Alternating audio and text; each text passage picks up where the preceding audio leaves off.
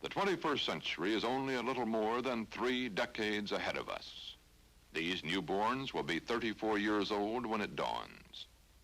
In one sense, the 21st century is with us now. We are making it today. Some of our finest minds are engrossed in it. In our universities, at the great foundations, in our medical research laboratories, the world of the year 2000 is taking its first shape. Those who make the study of the future their primary concern, the futurists, are looking toward the sea, more than 70% of this planet Earth, a frontier as compelling as space, a frontier where man is not only expected to work, but to live in the 21st century. And in space, that other great frontier, what do the futurists see? They see a base on the moon. They see us exploring Mars and Venus. They see unmanned probes moving into a greater realm, the void beyond our solar system. But there may be more exciting frontiers than inner or outer space. These too will involve exploration, explorations into the very core and essence of man. The revolution in biology will have been to the last half of the 20th century what automobiles, aviation, and electronic communications were to the first half. For those who think seriously about the 21st century, the gadgets and gimmicks and much of the physical hardware are secondary. They do not see utopia, but promise with problems. Will cities still be choked? Air pollution still with us? Overpopulation threatening to smother us? And above all, will nuclear war make the 21st century an empty, unfulfilled dream? In the weeks ahead in this series, we will explore these promises and these pitfalls. Explore them with some of the men who are thinking most profoundly about the future. With these men, we will be looking ahead at a world that lies a little more than 3 decades away. The future cannot be predicted, the experts tell us, but it can be determined if people understand and then decide what they want the world of tomorrow to be. Understand and then decide may be the key to that hazy, promising, frightening world we call the 21st century.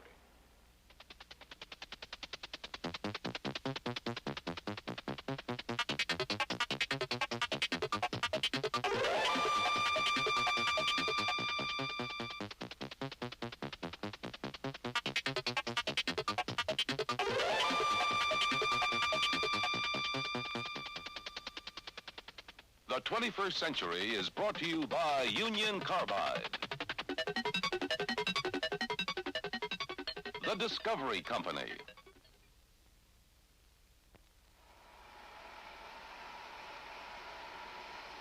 A communications explosion has begun. From fragments of the present, we glimpse an image of the future. Many of the possibilities of 21st century communications are before us now. Which will we choose? We are creating a new world with electronics, a world in which micro-miniaturized circuits are compressing time and distance into a matter of seconds. Can instant communications end human ignorance and distrust? The communications explosion will affect us in a multitude of ways. British science and science fiction writer Arthur C. Clarke believes it will even affect our telephone numbers.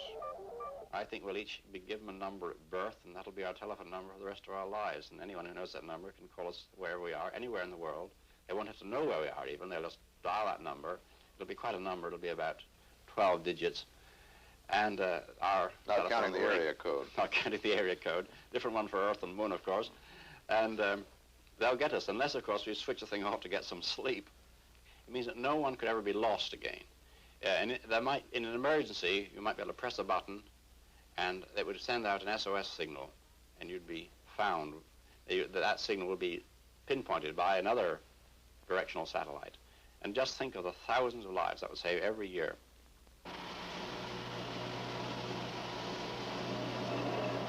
What will communications be like in the 21st century? Today, orbiting satellites like this, spinning high above the Earth, relay signals around the world. Tomorrow, satellites could be the key to a worldwide network of information, education, and entertainment. The age of the communication satellite has just begun.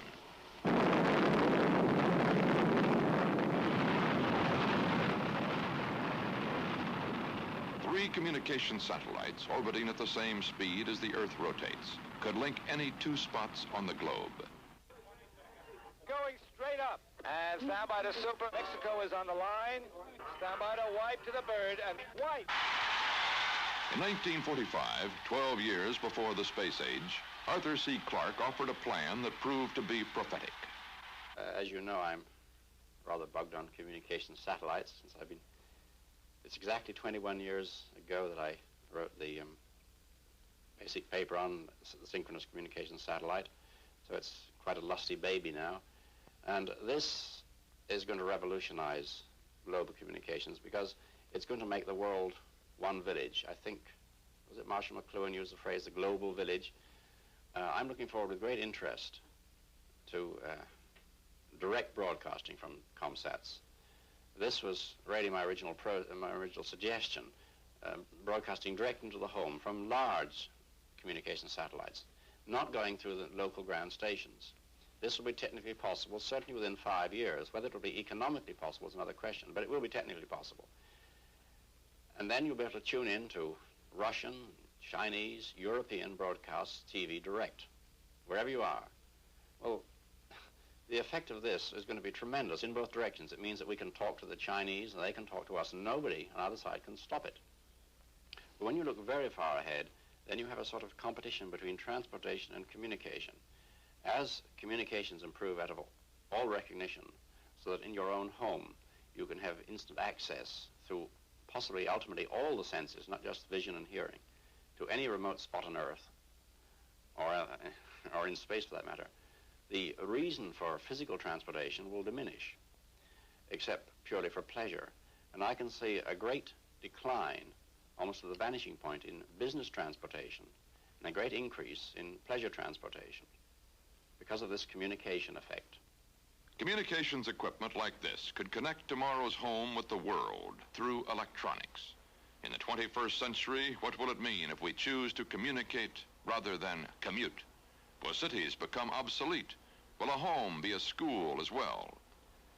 This reporter visited a mock-up of a room conceived by Philco Ford and designed by Paul McCobb. News and information from anywhere could be received over the equipment here, and outgoing messages could be beamed to any spot on the globe. Now, with this console, we might be connected to a worldwide library system to get text or pictures from any book of any age. You could telephone with this telephone to a library somewhere in the world, and then simple push of the button, and there, information about the past or the future. Now, this room is also a school.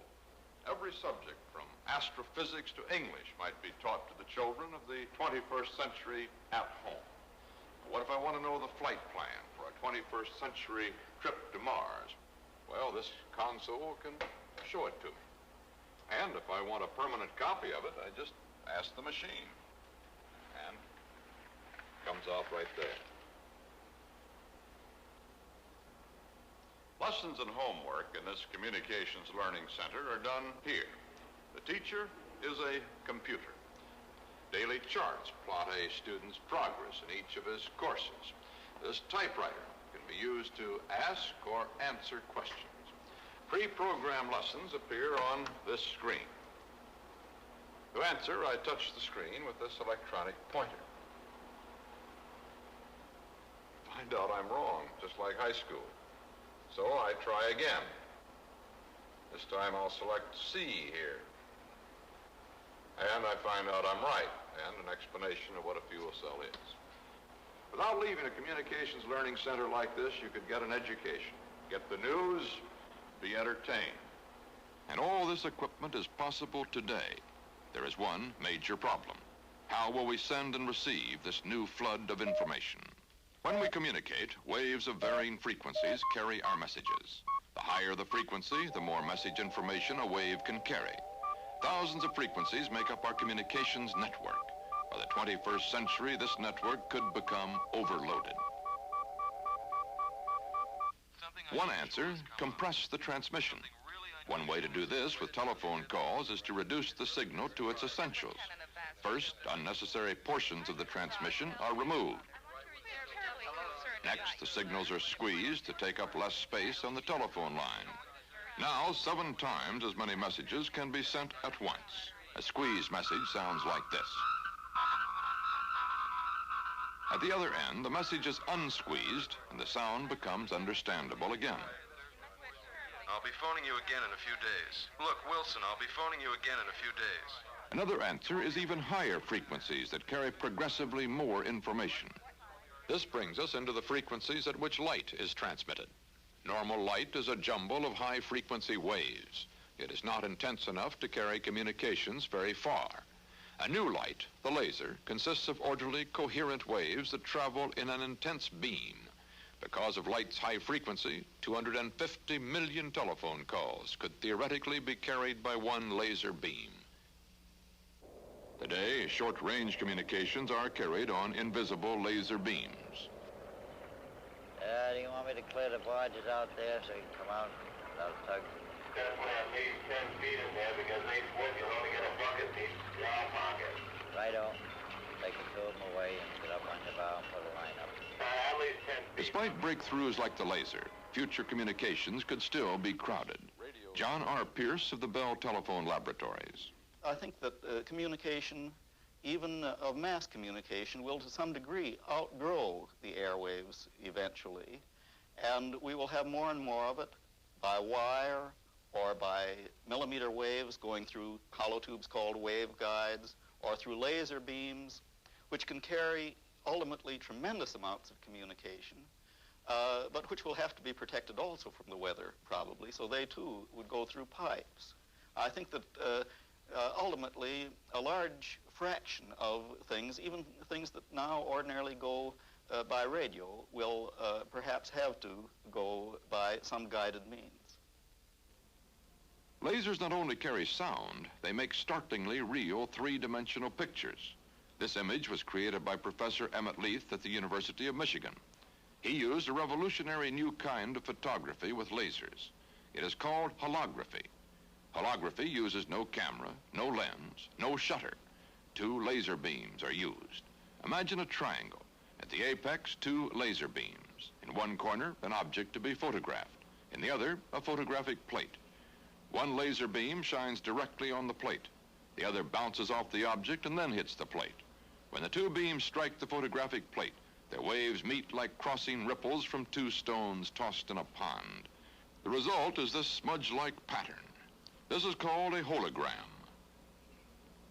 To unlock a holographic image, a fresh laser is beamed through the plate. The plate becomes a window beyond which an eerie 3-dimensional image floats in space. Holography using 3 different colored lasers produces a 3-dimensional image in full color. Something like holography might be the key to full-color, 3-dimensional television. In the 21st century, television may also provide us with permanent copies of what we've seen. This reporter spoke with business consultant and computer expert John Diebold about what could be a revolution in publishing. You can think in terms of worldwide publishers, and you may very well end up with an international newspaper being able to be transmitted this way. In other words, if you watch the CBS Evening News on television, you'd also get a printed version of it. Yes, of the news. And I think the interesting thing there is that today when we think about that, we think of having the New York Times come out of the TV set. But of course what will happen is that we'll have something which is new. You may edit your own newspaper. You may set into the TV the fact that you're interested in lots of business news and only a minimum amount of sports, or you want all the book reviews and nothing about the stock market, or your own little profile of interest with a smattering of general news but a great deal about local political events.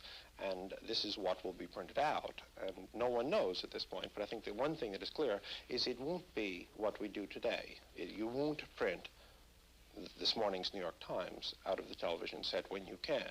You'll have a hybrid medium. You'll have something between TV and print. We'll have 3D color pictures on the screen, and we'll have lithographic quality in the printout, but it will be, in editorial terms, it'll be in a medium.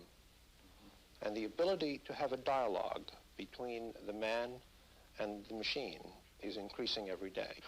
each day that goes by, each day that we draw closer to the turn of the century, we start having an easier ability to deal with the machine. The technicians call this the man-machine interface, but the ability to communicate with the machine becomes easier. MIT professor Joseph Weizenbaum carries on a dialogue with a computer through a typewriter. A computer can play many roles depending upon how it's programmed. I have told the computer that it's to understand what I'm saying, say in the context of being a doctor. If I then tell the computer, for example, my head hurts, I expect the computer to respond to that as a doctor might. And the computer responds by saying, tell me more about your pains in general, which is a quite reasonable response for a doctor to give. Well, suppose I say, my toe hurts too.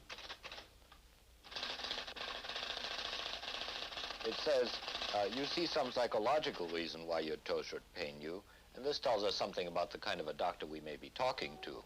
That is, the context that we've specified for the computer to be in. Well, suppose I say, no, I don't. It says, don't you really? So apparently it's suggesting that perhaps I do in fact see some reason why these two phenomena should be connected, and so on. Now, suppose now I ask the computer, now in this context, some question, say some simple arithmetic question. For example, how much is 2 and 2? Now that's not a reasonable thing to ask a doctor when you're visiting him in his office, and the doctor or the computer in this context now comes back and says, why do you ask? Suppose I say, because I want to know.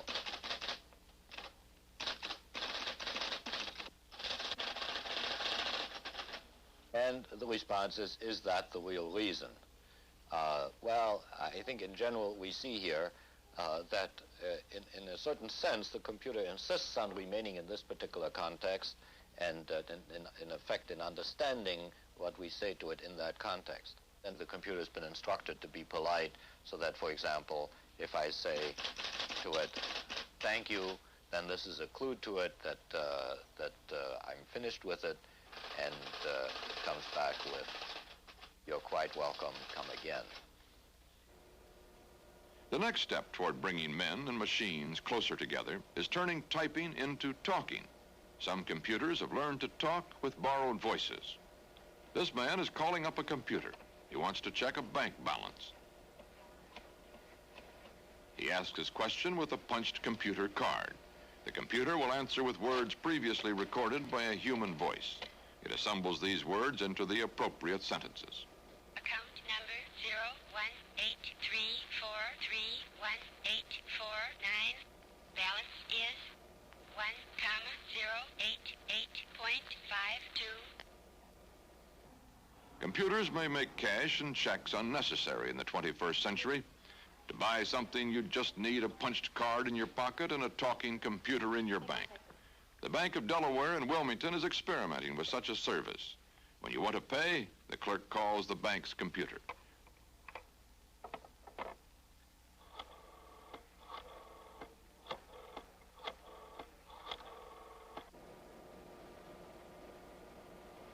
The punched card identifies your account. The talking computer verifies your credit.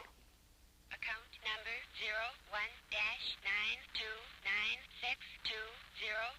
01-92962062008. Balance on this account is good. The purchase amount is automatically transferred to the store's account. In the 21st century, when men and machines have learned to communicate easily, your best friend might be a computer. It would not speak with a borrowed human voice. It would speak with a computer voice of its own that sounds like this. To be or not to be? That is the question. Whether it is nobler in the mind to suffer the slings and arrows of outrageous fortune, or to take arms against us young. What good is a friend that talks to you if you can't talk to him? Once upon a time, 1789 to be precise. How can we get a computer to understand what we say to it so that we can really talk to a machine? The first step is to make a picture of the human voice called a spectrogram. Spectrographic information is given to a computer so that it can recognize word sounds. Now a typewriter will type what we tell it. Today, this conversation is limited to numbers and simple words. 0, 1, 2, 3, 4, 5, 6, 7, 8, 9, 0, 1, 2. To give a computer a voice of its own, you again begin with a spectrogram. The spectrographic information is translated into the usual punch tape that a computer understands. And then combined with a machine that makes sounds, the computer is ready to speak in its own voice. Dr. Peter Denish at Bell Labs shows how it's done. What we have here is an electronic speech-sound generator. When we want to hear a sentence, I type the sentence into the computer. The computer sends this information to the sound generator, and then we can hear the sounds produced by this sound generator. Unfortunately, the program can't spell yet, so instead of typing the sentence in normal orthographic spelling, I'll use a simplified phonetic spelling. I'll type in the sentence, I see the cat. I see cat. I see cat. I see cat. I see cat. I'm sorry, this time. In fact, I have to type in, I saw the cat.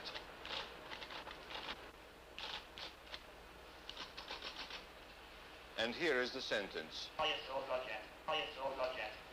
If I want to change this rather neutral sounding sentence into one with some stress, I'll tell the computer program where to stress the sentence by typing a $sign in the appropriate syllable. So now, if I want to hear the sentence, I saw the cat, I'll type this.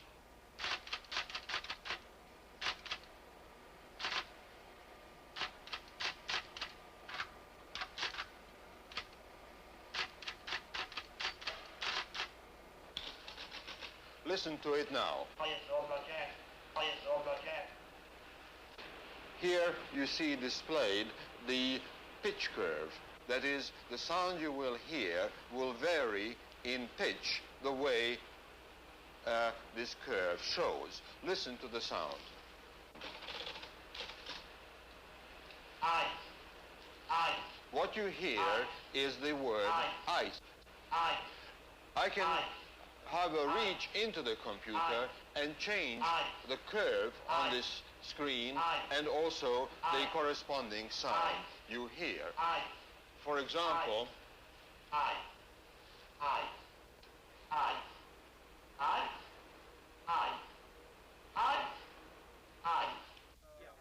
the pattern of future communications cannot be predicted with certainty. One thing is certain. Technology alone will not bring about human understanding. Henry David Thoreau once wrote, "We are in such great haste to construct a magnetic telegraph from Maine to Texas. But Maine and Texas, it may be, have nothing to communicate." In the 21st century, when the world stands listening, what will it hear? It will not be enough to produce the weird, unhuman voice of a computer. Daisy, Daisy, give me your answer too. I'm half crazy, all for the love of you. It won't be a stylish marriage. In the 21st century will be an instant contact with the world. What will we say to the world?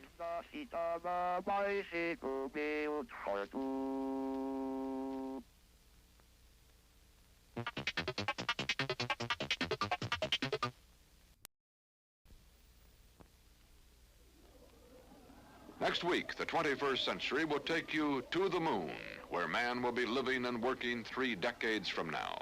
How will he get there? What will his lunar house look like? How will he travel on the surface? How will he be supplied? Will there be moon men as well as earth men? Next week, To the Moon on the 21st Century. This is Walter Cronkite reporting. The 21st Century was brought to you by Union Carbide. The Discovery Company.